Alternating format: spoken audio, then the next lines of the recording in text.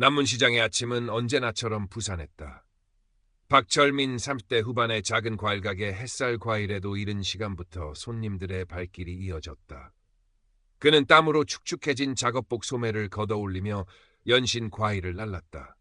아내와 어린 딸아이의 얼굴을 떠올리면 고된 줄도 몰랐다. 그의 소박한 꿈은 그저 이 작은 가게를 지키며 가족들과 오순도순 살아가는 것, 그것뿐이었다. 그의 손에는 생계를 위해 일하며 생긴 굳은 살이 단단히 박혀 있었고 그을린 피부는 시장에서의 오랜 세월을 말해주는 듯했다. 평범해 보이는 인상이었지만 그의 눈빛 깊은 곳에는 불의를 보면 쉽게 지나치지 못하는 강단이 숨겨져 있었다. 하지만 남문시장의 하늘에는 보이지 않는 먹구름이 드리워져 있었다. 시장 상인들 사이에서 황두꺼비 혹은 황가머리로 불리는 남문지구대 소속 황두식 훈계 후반의 존재였다. 기름진 얼굴에 항상 무언가 못마땅한 듯 찡그린 표정, 꽉 끼는 제복 단추가 금방이라도 터질 듯 비대한 몸집에 그는 시장에 나타날 때마다 상인들을 공포로 몰아넣었다. 그의 목소리는 걸걸했고 말투는 언제나 상대방을 깔보는 듯 위압적이었다. 지저분하게 기른 콧수염과 번들거리는 이마는 그의 탐욕스럽고 불결한 이미지를 더욱 부각시켰다.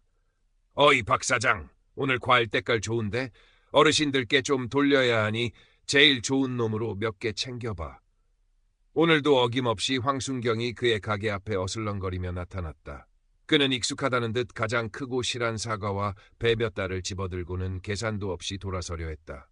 박철민은 입술을 깨물었다. 이런 일이 하루 이틀이 아니었다. 시장 상인 대부분이 그의 등살에 못 이겨 울며 겨자먹기로 상납을 하거나 뇌물을 바치고 있었다. 황순경님, 그래도 이건 좀 장사하는 사람한테 이러시면 곤란합니다. 박철민이 최대한 공손한 말투로 하지만 단호한 의지를 담아 말했다. 용기를 내어 한마디 하려 했지만 황순경의 싸늘하고 경멸 어린 눈초리에 말꼬리가 떨려 나왔다. 뭐? 이 새끼가 지금 나한테 토달아? 내가 니들 사정 봐주니까 여기서 장사하는 줄 알아. 눈깔 똑바로 안 떠? 황순경의 고함과 함께 그의 두툼하고 땀에 젖은 손이 박철민의 어깨를 거칠게 밀쳤다. 박철민은 휘청거리며 뒤로 물러섰다. 주변 상인들은 애써 외면하거나 못 본 척 고개를 돌렸다. 일부는 안타까운 눈빛을 보냈지만 누구 하나 선뜻 나서지 못했다. 분노가 치밀었지만 그는 떨리는 주먹을 꽉 쥐는 것 외에는 할 수 있는 일이 없었다. 황순경은 다음엔 현금으로 좀 두둑하게 준비해놔. 내가 맨날 과일만 먹고 살 순 없잖냐, 안 그래? 라는 말을 침뱉듯 남기고 빼앗은 과일을 들고 유유히 사라졌다. 박철민의 가슴 속에는 뜨거운 무언가가 응어리져 깊이, 아주 깊이 쌓여만 갔다. 그의 얼굴은 붉게 달아올랐고 숨결은 거칠어졌다. 그날 저녁 박철민은 밤늦게까지 가게에 남아 한숨만 내쉬었다. 어린 딸 민지가 갑자기 열이 올라 병원에 다녀왔고 생각보다 병원비가 많이 나왔다. 안 그래도 빠듯한 살림에 황순경의 수탈은 그를 더욱 벼랑 끝으로 내몰고 있었다. 언제까지 이렇게 당하고만 살아야 하나? 언제까지 이놈의 소나기에서 벗어나지 못하고 벌벌 떨어야 하는가? 그의 마음속에서 오랫동안 억눌려왔던 작은 불씨가 미세하게 꿈틀거리기 시작했다. 그는 과거 작은 공장을 운영하던 아버지가 황두식과 같은 악덕 공무원에게 시달리다 결국 공장 문을 닫고 화병으로 돌아가시던 기억을 떠올렸다. 그때의 무력감과 분노가 다시금 그의 온몸을 휘감았다. 그는 아버지처럼 무기력하게 쓰러지지 않으리라 다짐했다. 며칠 뒤 황순경은 약속이라도 한 듯 다시 박철민의 가게를 찾았다. 이번에는 더욱 노골적으로 돈을 요구했다. 그의 번들거리는 눈에는 탐욕이 가득했다. 박 사장, 저번에 내가 말한 거 준비됐겠지? 우리 아들놈 대학 등록금 내야 해서 말이야. 내가 좀 급하게 써야겠다. 자네가 좀 도와줘야 하지 않겠나? 터무니없는 액수였다. 박철민은 단호하게 고개를 저었다. 드릴 돈 없습니다. 그리고 제발 좀 그만하십시오. 이건 명백한 갈취입니다. 황순경의 얼굴이 흉측하게 일그러졌다. 이 새끼가 돌았나? 지금 누구한테 훈계질이야? 감히 경찰한테 갈취? 네가 오늘 진짜 죽고 싶어서 환장했구나. 그는 고함을 지르며 가게 안으로 쳐들어와 진열된 과일 상자들을 닥치는 대로 걷어차고 내던졌다. 잘 익은 복숭아와 포도가 바닥에 나뒹굴며 뭉개졌고 달콤한 과일향 대신 시큼하고 역겨운 분노의 냄새가 가게 안을 채웠다. 마침 가게에서 아빠를 돕던 박철민의 어린 딸 민지가 그 광경을 보고 겁에 질려 울음을 터뜨렸다. 아빠, 무서워. 저 아저씨 왜 저래? 딸의 공포에 질린 울음소리는 박철민의 가슴에 비수처럼 꽂혔다. 더 이상 참을 수 없었다. 그는 끓어오르는 분노를 억누르며 황순경의 앞을 막아섰다. 내 딸 앞에서 이게 무슨 짓입니까? 당장 나가십시오. 경찰이면 경찰답게 행동하십시오. 황순경은 박철민의 멱살을 틀어쥐고 벽으로 밀쳤다. 내가 오늘 진짜 죽고 싶어서 환장했구나. 내까짓 게 뭘 안다고 경찰 운운해? 여기서 장사 계속하고 싶으면 알아서 기어. 그 순간 가게 밖에서 웅성거리는 소리가 들려왔다. 시장 상인 몇몇이 걱정스러운 얼굴로 가게 안을 들여다보고 있었다. 황순경은 잠시 망설이는 듯하더니 박철민을 거칠게 내팽개치고는 두고 봐, 이 더러운 새끼야. 네 놈 가게 오늘부로 문 닫게 만들어줄 테니까 내일 당장 소방점검, 위생점검 다 나올 줄 알아? 라는 악담을 퍼붓고 침을 찍 뱉으며 사라졌다. 박철민은 부들부들 떨리는 손으로 딸을 안아달랬다. 그의 눈에는 깊은 절망과 함께 뜨거운 분노가 화산처럼 이글거렸다. 이대로는 안 된다.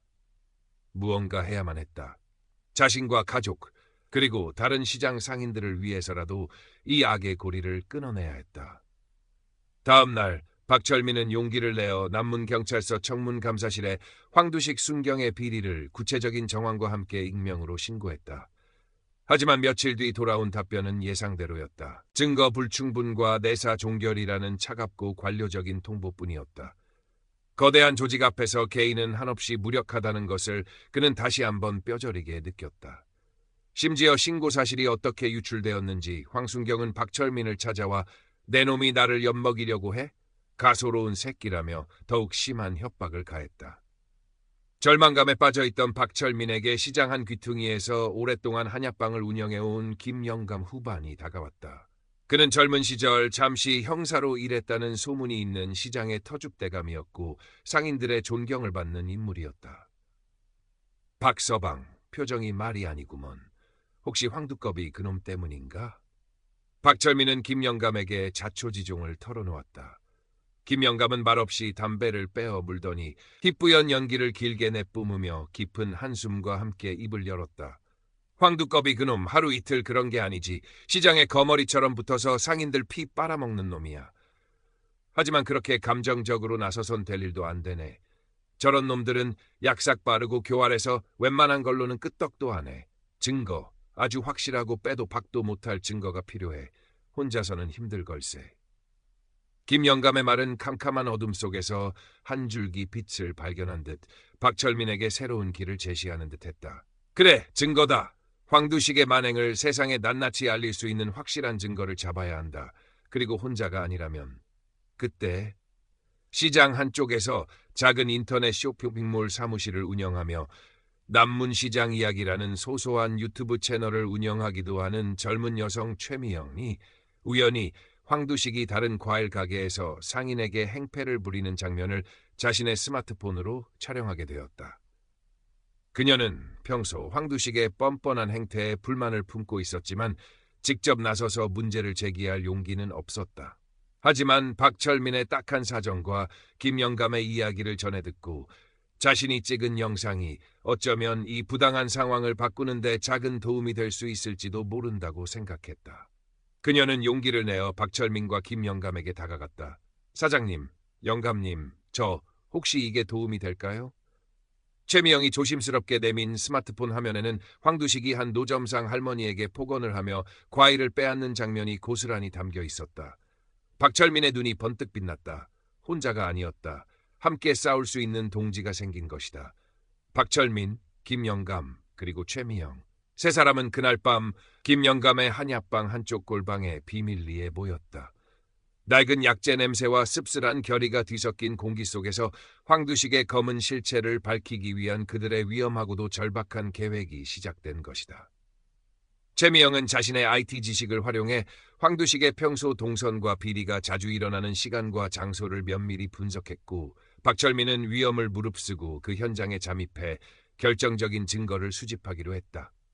김영감은 자신의 과거 경험을 바탕으로 법적 절차나 증거 수집 방법에 대한 조언을 아끼지 않았고 다른 시장 상인들의 동향을 살피며 이들의 활동을 은밀히 지원하고 필요하다면 바람잡이 역할도 하기로 했다. 증거 수집은 생각보다 훨씬 더 어렵고 위험한 일이었다. 황두식은 쥐새끼처럼 교활했고 그의 주변에는 항상 그에게 아부하며 정보를 제공하는 시장 내의 끈앞풀들이 있었다. 박철민은 몇 번이나 황두식에게 발각될 뻔한 위기를 넘겨야 했다. 최미영 역시 황두식 관련 정보를 인터넷에 올렸다가 그의 하수인으로 보이는 자들에게 IP 추적 위협을 받기도 했다. 황두식은 박철민의 달라진 눈빛과 수상한 움직임을 감지하고 그를 더욱 악랄하고 집요하게 괴롭히기 시작했다. 가게 앞에는 매일같이 순찰차가 와서 사소한 트집을 잡으며 영업을 방해했고 위생과나 소방과에서 불시 점검이 찾아졌다. 심지어 밤길에는 정체 모를 건장한 사내들이 박철민의 뒤를 밟으며 위협적인 분위기를 조성하기도 했다. 박철민은 매일 밤 공포에 시달렸다. 사랑하는 아내와 어린 딸의 얼굴이 떠올라 몇 번이고 모든 것을 포기하고 싶었다. 내가 왜 이런 위험한 일에 그냥 예전처럼 참고 살면 안 되는 걸까? 그의 마음은 갈대처럼 흔들렸다. 하지만 그때마다 김영감의 묵직한 격려와 최미영의 당찬 용기가 그를 다시 일으켜 세웠다. 박서방, 거의 다 왔네. 여기서 멈추면 그놈 좋은 일만 시키는 거야. 우리가 시작한 일 끝을 봐야지. 사장님, 우리가 있잖아요. 혼자 끙 앓지 마세요. 함께라면 분명히 할 수 있어요. 무서운 건 저도 마찬가지지만 이대로 가만히 있을 수는 없잖아요. 그러던 어느 날 밤 그들에게 결정적인 기회가 찾아왔다. 황두식이 시장 재개발 사업과 관련하여 지역 건설업체 사장으로부터 거액의 뇌물을 정기적으로 상납받는다는 구체적인 첩보를 입수한 것이다. 장소는 시장 뒤편의 인적이 드문 낡은 창고였고 접선 시간은 자정을 넘긴 깊은 밤이었다. 박철민과 최미영은 떨리는 가슴을 안고 칠흑 같은 어둠을 뚫고 현장으로 향했다. 최미영은 작은 고성능 드론을 띄워 창고 주변을 은밀히 감시했고 박철민은 미리 준비한 초소형 카메라를 창고 벽의 작은 틈새로 밀어넣어 설치했다. 김영감은 혹시 모를 사태에 대비해 시장 주변에서 망을 보며 이들과 연락을 주고받았다. 얼마 지나지 않아 검은색 고급 세단 한 대가 소리 없이 창고 앞에 멈춰섰고 황두식과 건설업체 사장으로 보이는 남자가 주위를 두리번거리며 조심스럽게 창고 안으로 들어갔다. 초소형 카메라에는 황두식이 두툼한 돈 봉투 여러 개를 받아 챙기며 만족스러운 듯 음흉하게 웃는 모습과 건설업체 사장에게 다음번 상납 액수를 지시하는 장면, 심지어 시장 내 반대파 상인들을 손봐달라는 청탁까지 하는 대화 내용이 고스란히 담겼다. 증거는 차고 넘쳤다.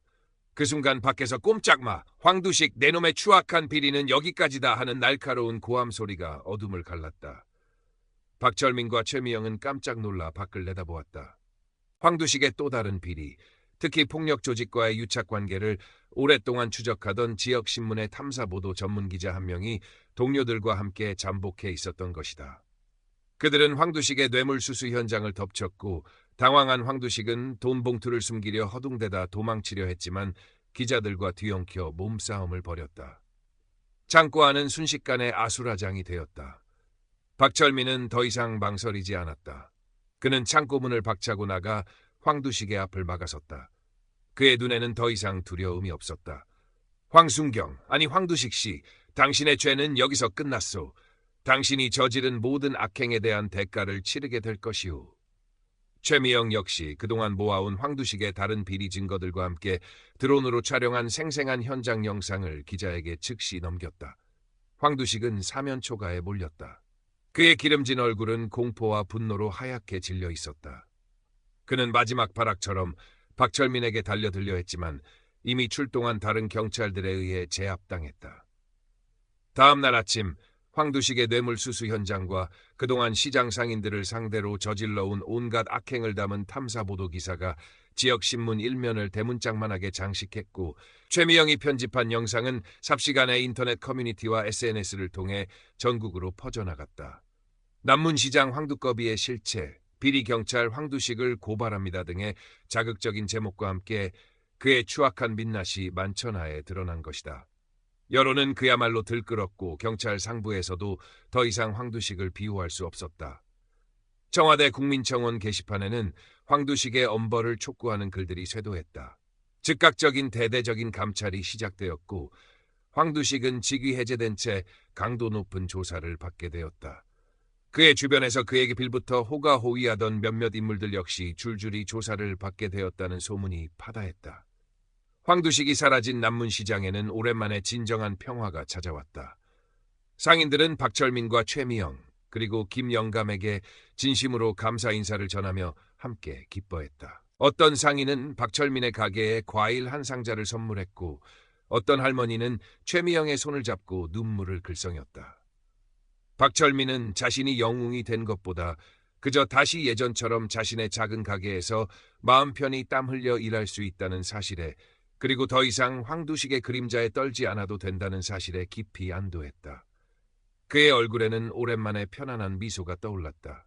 몇 달 뒤 황두식은 모든 비리가 인정되어 결국 파면되었고 뇌물수수, 직권남용, 폭행 및 협박 등의 여러 혐의로 구속되어 법의 엄중한 심판을 받게 되었다.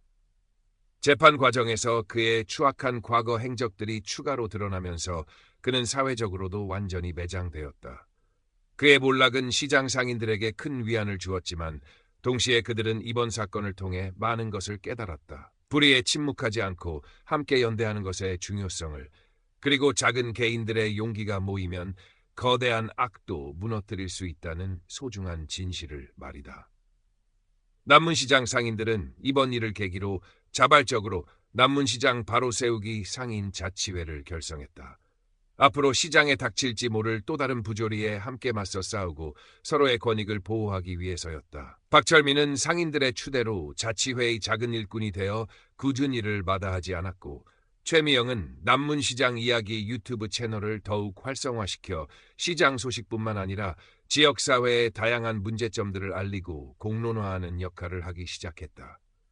그녀의 채널은 제2, 제3의 황두식을 감시하는 파수꾼 역할을 톡톡히 해냈다. 김영감은 여전히 한약방을 지키며 시장의 든든한 어른으로 남아 젊은이들의 활동을 지지하고 때로는 따끔한 조언도 아끼지 않았다.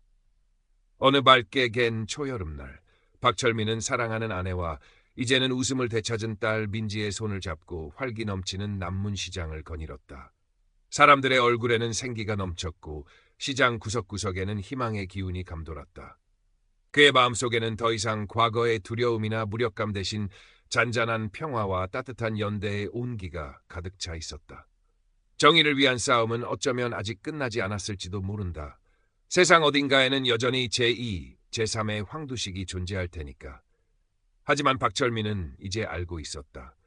작은 용기가 모이고 평범한 사람들이 손을 맞잡을 때 세상은 아주 조금씩이라도 더 나은 곳으로 바뀔 수 있다는 것을. 그는 앞으로도 이 남문시장에서 사랑하는 사람들과 함께 정직하게 땀 흘리며 꿋꿋하게 살아갈 것이다. 그의 눈빛은 그 어느 때보다 단단하고 평화로워 보였다. 시장 한가운데 과일 가게 앞에서 박철민, 김영감 그리고 최미영이 마주보며 환하게 웃었다. 그들의 밝은 웃음소리가 초여름의 싱그러운 햇살처럼 남문시장 구석구석으로 따스하게 퍼져나갔다. 이제 남문시장의 하늘은 맑기만 했다.